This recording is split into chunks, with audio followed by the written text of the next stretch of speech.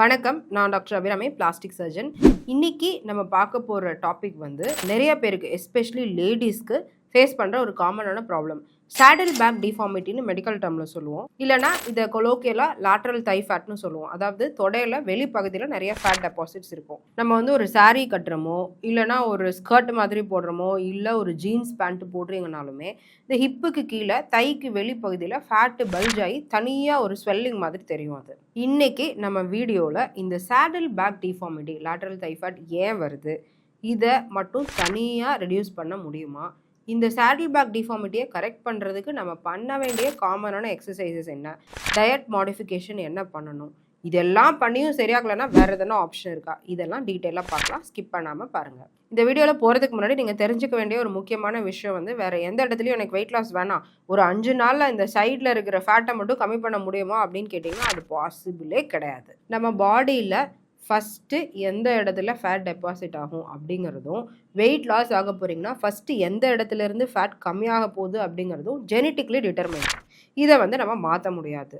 எந்த இடத்துலையும் weight loss ஆகாமல் இந்த லேட்ரல் லெக்கில் மட்டும் வெயிட் லாஸ் ஆகிறதுக்காக நீங்கள் என்ன தான் எக்ஸசைஸ் பண்ணாலும் இந்த இடத்துல இருக்கிற மசில் வேணால் ஸ்ட்ராங் ஆகும், பட் அந்த இடத்துல மட்டும் செப்பரேட்டாக வெயிட் லாஸ் ஆகாது. இப்போ இதை எப்படி தான் கம்மி பண்ணுறது? ரொம்ப சிம்பிள். நீங்கள் ஓவராலாக பாடி ஃபேட்டை கம்மி பண்ண ஆரம்பிக்கிறப்போ இந்த சேடில் பேக்கும் கம்மியாக ஆரம்பிக்கும். ஃபஸ்ட்டு ஸ்டெப் வந்து டயட்.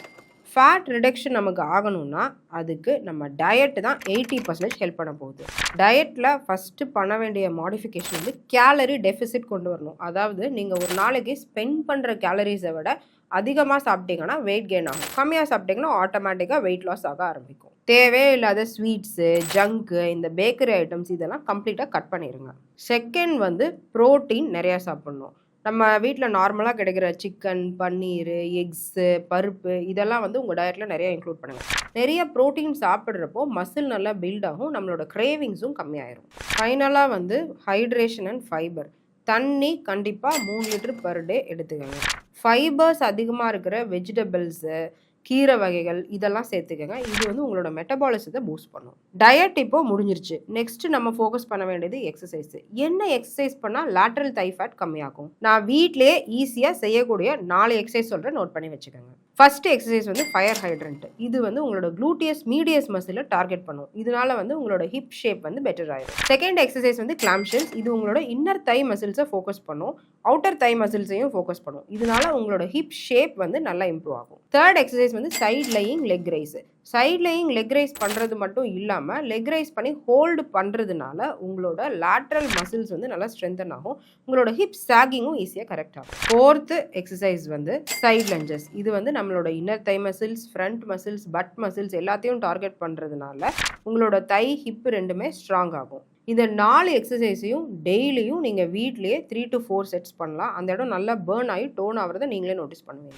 இதெல்லாம் நான் பண்ணிட்டேன், நான் எக்ஸசைஸ் பண்ணிட்டேன், எல்லா இடத்துலையும் ஃபேட் லாஸ் ஆயிடுச்சு, மற்ற இடம் எல்லாமே எனக்கு ஒல்லியாக தான் இருக்குது, பட் என்னோட சேடில் பேக்ஸ் மட்டும் போகவே மாட்டேங்குது அப்படின்னு நினச்சிங்கன்னா காஸ்மெட்டிக் சர்ஜரியில் அதுக்கு ஒரு ஆப்ஷன் இருக்குது. அதுக்கு பேர் லைப்போசக்ஷன்.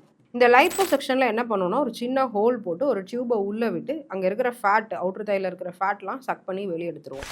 ஸோ இதனால வந்து உங்களுக்கு பெர்மனண்ட்டாக ஒரு ஷேப் வந்து கிடைக்கும். இந்த மாதிரி இஷ்யூஸ் உங்களுக்கு இருக்குது, லைப்போசக்ஷன் பண்ணிக்கலாம் அப்படின்னு டிசைட் பண்ணிட்டீங்கன்னா ஒரு போர்ட் சர்டிஃபைட் பிளாஸ்டிக் சர்ஜனை கன்சல்ட் பண்ணுங்கள். இந்த மாதிரி இஷ்யூஸ் வந்து உங்கள் ஃப்ரெண்ட்ஸ் அண்ட் ஃபேமிலி யாருக்காச்சும் இருந்துச்சுன்னா இந்த வீடியோ அவங்களுக்கு ஷேர் பண்ணுங்கள். இந்த மாதிரி லைஃப் ஸ்டைல் அண்ட் ஹெல்த் டிப்ஸ்க்கு எங்கள் சேனலுக்கு சப்ஸ்கிரைப் பண்ணுங்கள்.